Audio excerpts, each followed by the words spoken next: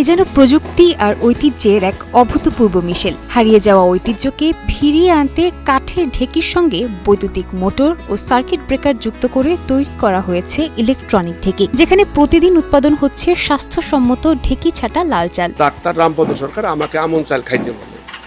আমি ওখান থেকে আসার পরে বাজার থেকে লাল চালগুলো কিনে আনতাম, রং উঠে যায়। এখানে আমার এই গ্যারেজটা ছিল, আমি যশোর থেকে ডেকি আইনে এখানে বসাই, 2টা ডেকি।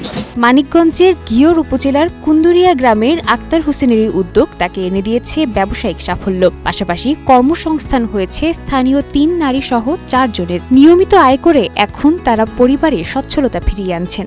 ভালোই আমাদের সংসার চলতেছে।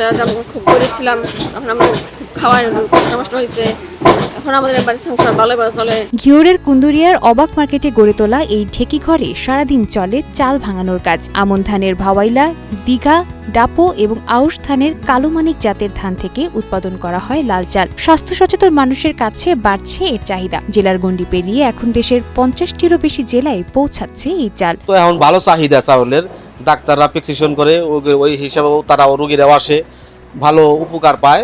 প্রতিনিয়ত এই আক্তার ভাইয়ের কাছ থেকে ঢেকি ঘর থেকে সিদ্ধ শুকনো ধান নিই এবং আমি ওখানে নিজে ঢেকি বসাইছি। ঢেকি দ্বারা লাল চাল, আবু সামনের লাল চাল তৈরি করি। এক সময় যে ঢেকি ছিল গ্রাম বাংলার ঐতিহ্যের প্রতীক, সেই ঢেকিকেই আধুনিক প্রযুক্তির সঙ্গে যুক্ত করে সফল উদ্যোক্তায় পরিণত হয়েছেন আক্তার হোসেন। স্বাস্থ্য সচেতন মানুষের কাছে বাড়তে থাকা চাহিদা তারই উদ্যোগকে আরও এগিয়ে নিয়ে যাচ্ছে।